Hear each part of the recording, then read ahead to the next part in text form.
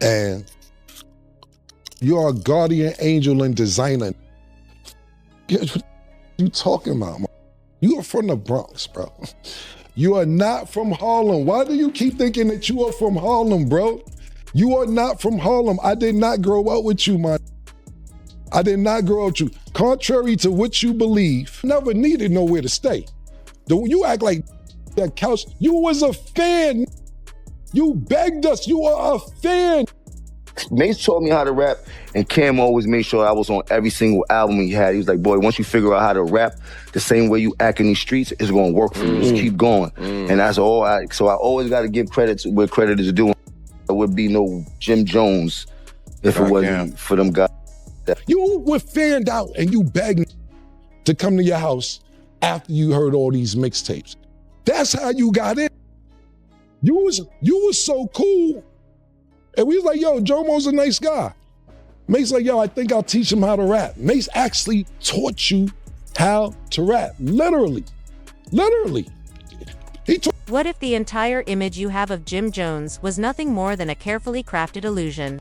Picture this, the guy shouting from rooftops that he built Matt and Cameron. What if he was never the architect, but just a loud admirer who talked his way into the picture? What if the man flexing like a boss was actually just an extra, standing quietly behind the real stars of the show? The truth he keeps sidestepping might just be this: every step he took, every move he made, was borrowed from the very people he now tries to overshadow. The chances of you, Cam, and Mace getting back?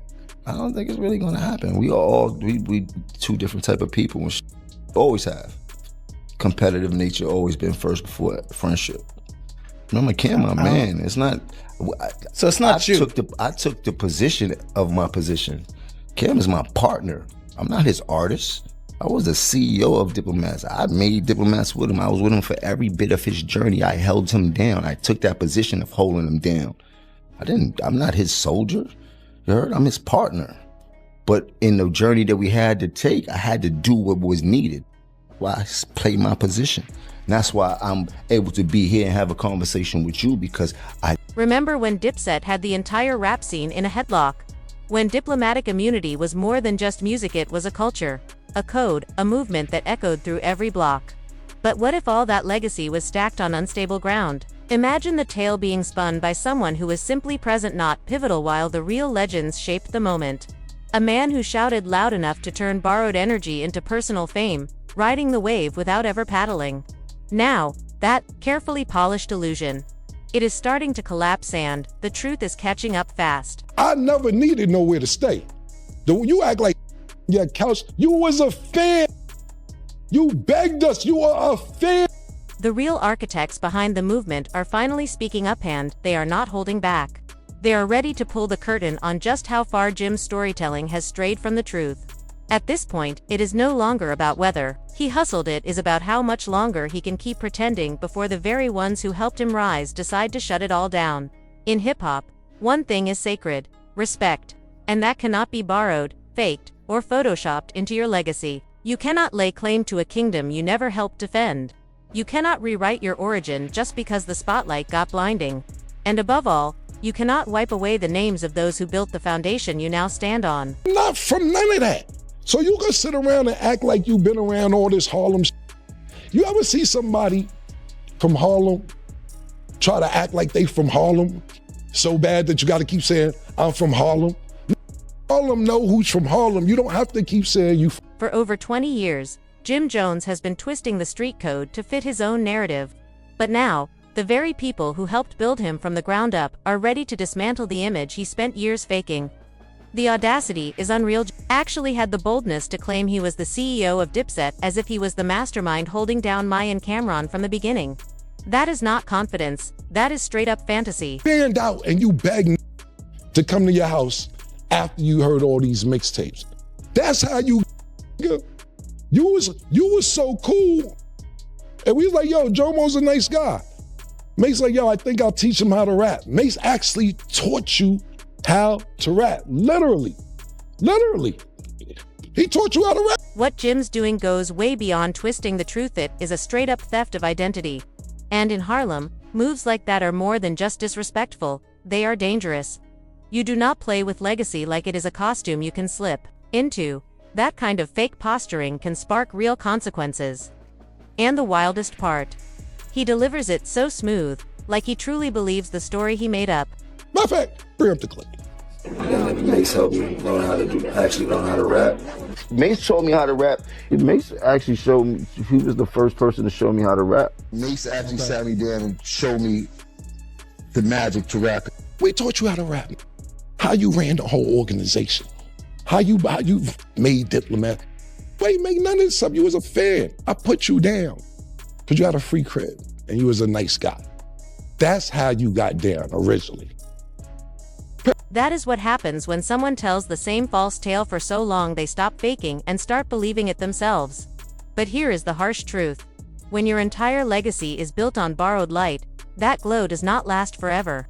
Eventually, the ones you took it from come back to collect, and when they do not knock politely. The rap, and Cam always made sure I was on every single album he had. He was like, boy, once you figure out how to rap the same way you act in these streets, it's gonna work for you. Just keep going. And that's all so I always gotta give credit to where credit is due. There would be no Jim Jones if it wasn't. Kamran did not just fire back, he delivered a calculated verbal blow that stripped away years of fronting with a single sentence. You were our fan, Ninja. Just for simple words, but the impact was massive.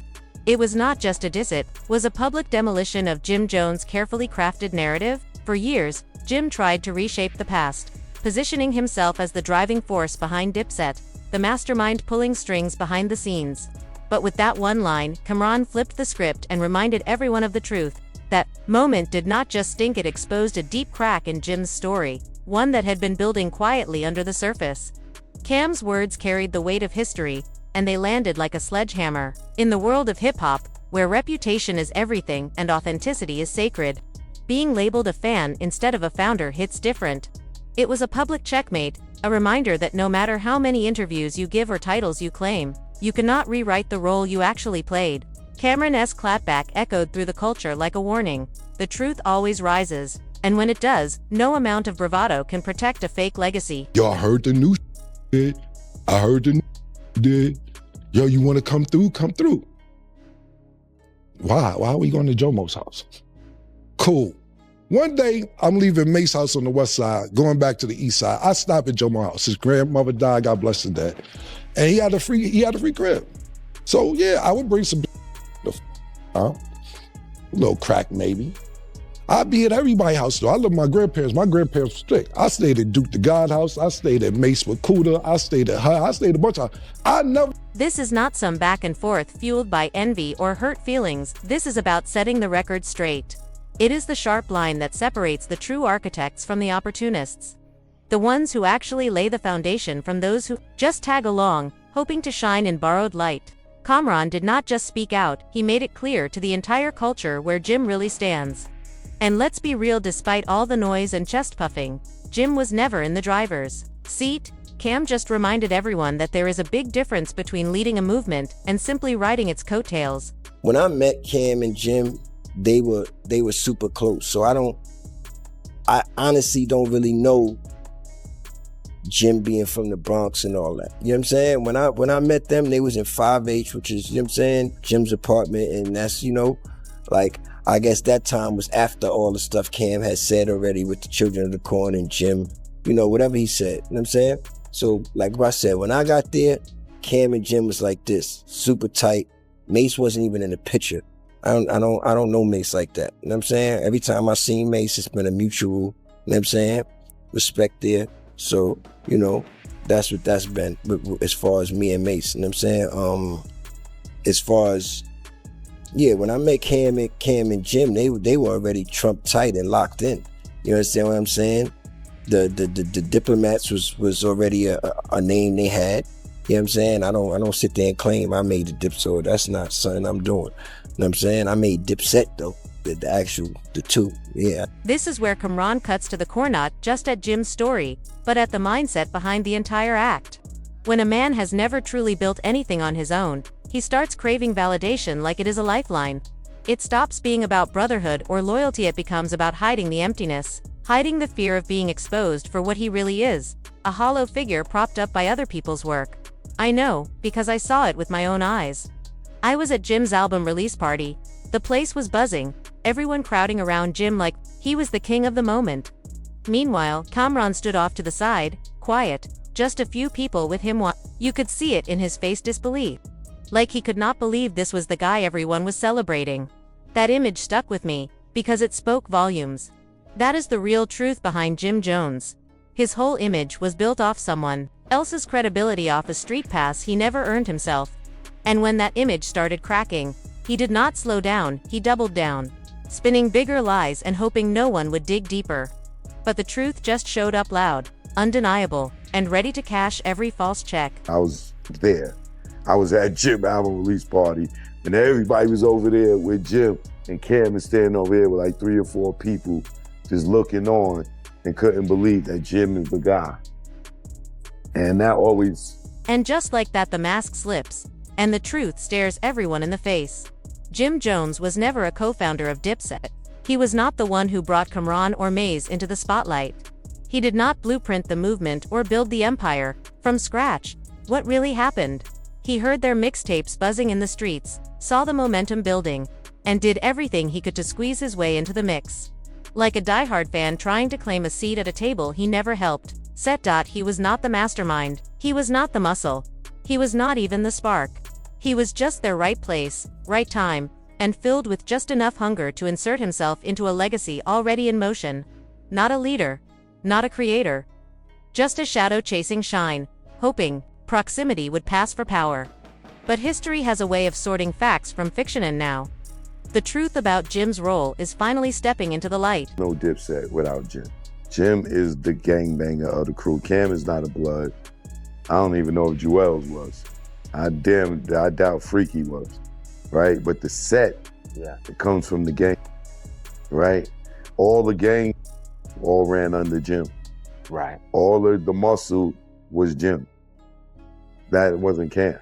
You know what I'm saying? Cam was like the Jay-Z. Cam was the artist. The Jay-Z, the mascot of it, if this is Rockefeller. Right. And then Jim was Kareem. Biggs. No, because Jim did more than what Biggs did. I wouldn't use the Rockefeller scenario. That's not a good thing. Jim and Cam were partners, so to speak, but Jim took the role of being the underboss, the muscle, to make sure that Cam could function and move around and not have a bad reputation or you be getting robbed and all this other stuff. So Jim put he stood front line for anything in regards to Cam, and then he put Dipset. Now that the truth is out, it changes the entire narrative. Every track Jim ever dropped, every feature he landed, every bit of fame he soaked up, it all leads back to one pivotal moment of desperation. He saw the rocket taking off Cam, and Maze building something reland. He clung to it like a groupie sneaking past security, trying to slip into first class without a ticket. His rise was never rooted in vision or leadership. It was built on timing, proximity, and the hope that no one would question how he got there. But now, the smoke has cleared, and the truth is rewriting the story in bold letters. That came between Cam and Jim is Jim's success. When Jim started becoming successful as an artist, the animosity started building up in Cam. It wasn't supposed to go like that according to Cam's story. No, Cam always looked at him as being the star, Jim being capo. You know what I'm saying? Right. But it's kind of like Sammy the Bull becoming John Gotti. You know what I'm saying? Gotti's probably gonna feel a little way if Sammy becomes the main man. You know what I'm saying? And in that situation, that's what it is. Jim started to grow as an artist. And as he started to grow as an artist, he started moving from standing behind Cam to he started standing next to Cam. And then it got to a point where he stood in front of Cam. Mm-hmm. And Cam looking him over his shoulder like, what you doing? And then that built the animosity. And by the time Ballin hit, Cam had a gang of animosity and internal hatred And I know because I seen it. I was there. I was at. But this is the part that cuts the deepest. If you understand how respect is earned in the streets, begging is not just humiliating, it is a flat-out breach of that unspoken code that defines real manhood. True leaders do not plead for a spot at the table, they build the table from the ground up. True innovators do not chase someone else's spotlight, they spark their own and walk their own path. But Jim, he just got unmasked as neither a leader nor a creator. What came too light was not hustled, was dependence dressed up as ambition. And once that illusion faded, so did the myth he built around himself. You get what I'm saying? Right. And Jewels was under that wing too of the muscle. You get what I mean? So with Jim, he's Cam's partner. Copy. But he's taking a step back to play the muscle. Right. Jewels was a worker. Right. A hiree, a little man. Right. You know what I'm saying? There's a difference between Jewels and Jim. You know what I'm saying? If it was beef, Jewel ain't gonna be front line. You know what I'm saying? You're gonna have to go get through Jim, then Dipset to get to Cam, and then probably to get to Jewels. Right. You know what I'm saying? Jewels ain't standing in front of Jim, and Jewel. The real issue is not whether Jim Jones earned his stripes with Dipset, it is how long someone can surf another man's wave before the tide turns and the builders shut it all down. In the streets, respect is not optional, it is the only currency that counts. And right now, Jim's account is sitting at 0. When the very people who lifted you up decide to tear you down, that is not just a feud, it is a full-on dismantling of character. It is not about clout anymore. It is about truth, catching up, and the foundation crumbling beneath a legacy built on borrowed credit. So people usually let years and years and years go by. Jim, you know what I mean? He saw his moment. He saw his moment, and he saw that 50 had a platform at the time that was, bigger than ours. It was bigger than ours. So to perform a song which was the biggest song out right now in front of a crowd that we are not normally in front of, you understand what I'm saying? I don't think it was the worst thing. Like Jim knew that it wasn't no bloodshed, you know what I'm saying? And Jim was smart enough to know, I think, all right, this is not even that serious. Like at the time I knew people in Queens, like, you know what I'm saying? Like it was like the Cam, and look at him and Cam right now, they're on the platform. So obviously the beef wasn't that serious. You understand what I'm saying? They just waited longer to settle their differences. Why is it cool to see Cam and 50 now, but it wasn't cool to see Jim and 50 then? You understand what I'm saying? That Jim and Cam is beefing now, right? So y'all say, okay, so why is 50 on? You understand what I'm saying? It's the same thing, bro. It's the same thing. It's just people like to pick and choose. You know what I'm saying? People got their favorites even in the groups, man. It's always been like that. So now when the group clash, it's like, people want to take, I think the book. If y'all really want to see Cam move as a unit, don't be taking this. Even if you like Cam more than you like Jim more than you like Cam. You know what I'm saying? It's Dipset. You know what I'm saying? So you know when you see them going at it, you know what you're saying. You know what I'm saying? So my thing is, that the egg on like that, like I'm definitely not gonna be the one that. What makes Jim's fall from grace even more brutal is this: he has been spinning the same false story for so long that the proof against him is everywhere.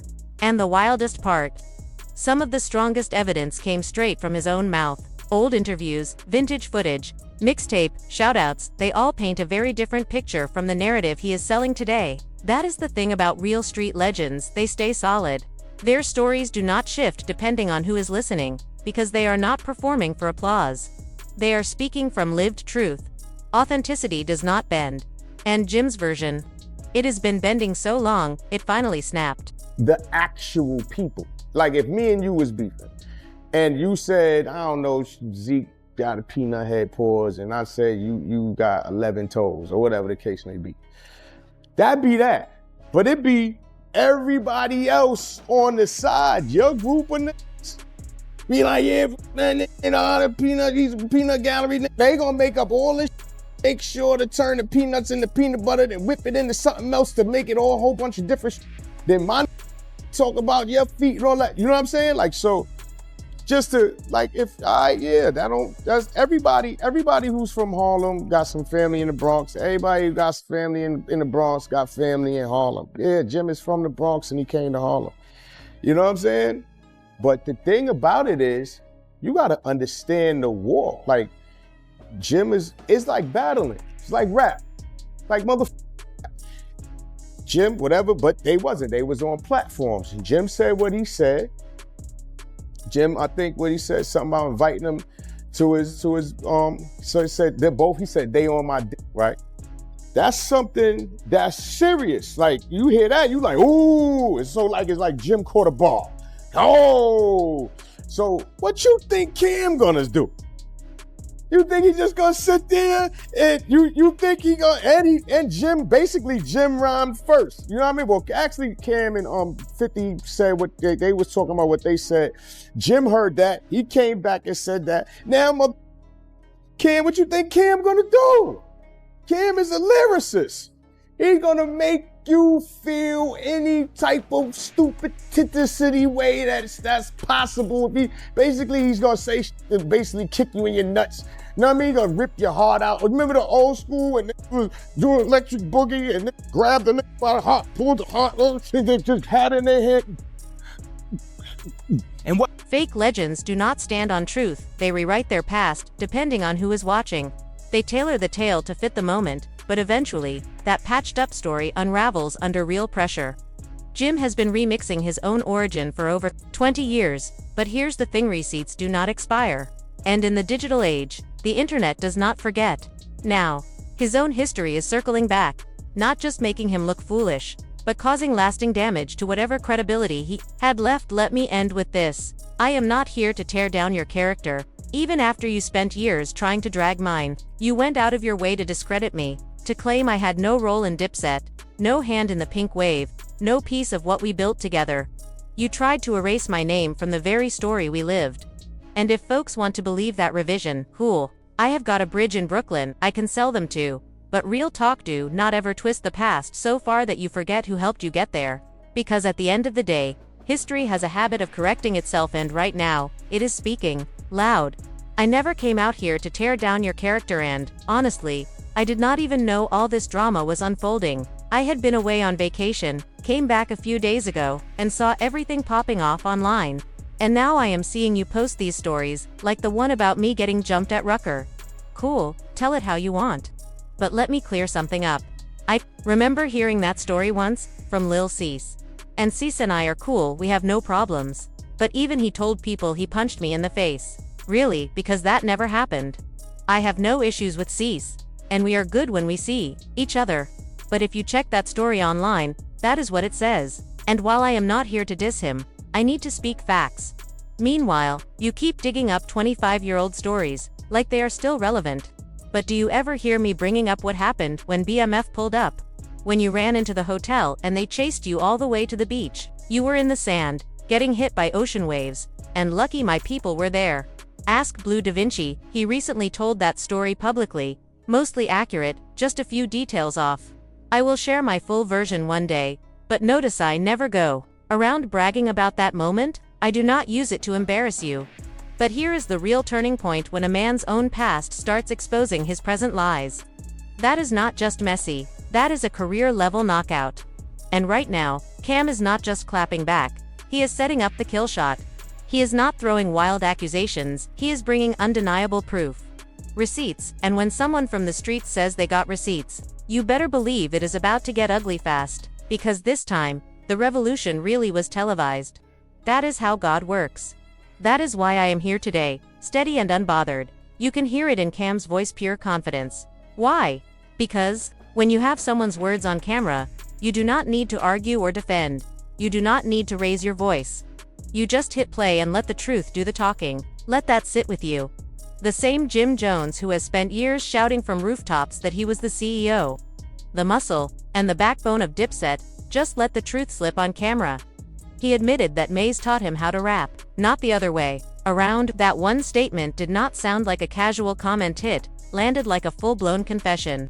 One that completely unravels the myth he has been feeding the culture for decades. This is not just a contradiction. It is a blow. In that moment, Jim unknowingly confirmed every word Cam and Maze have been saying all along, with his own voice. And the streets do not forget when you hand your enemies the weapon. Because when you arm them with your own words, they do not even have to fight to destroy your own legacy. That is the kind of mistake you do not come back from. But Jim did not stop there. He turned to body shaming Maze, mocking his appearance and taking personal jabs instead of facing the truth. That kind of deflection only proves how deep his insecurity runs. And it does not end with titles. Jim has even tried to rewrite the origin of his bond with Cameron and Maze. He painted Cam as some struggling artist, crashing on his couch, flipping the story as if he was the one offering salvation. But here is the thing. When someone gets addicted to fame, they often start reshaping the past to cast themselves as the savior, the boss, the provider. It is a classic move, rebranding desperation as dominance. But you cannot gaslight people who lived the reality. And when the real ones hear the lies, those stories turn into loaded ammunition. Right now, Cameron and the original squad are not just speaking out, they are fully armed with facts, memories, and receipts. And they are not letting this narrative slide. To disagree with you and don't want to take it that route because they got some genuine love for you. You keep going on and on and on. Every they put hands on you or you get to altercation, you cool with them. I see you with C Gutter. Junior Mafia, cool. I see you taking pictures with True Life.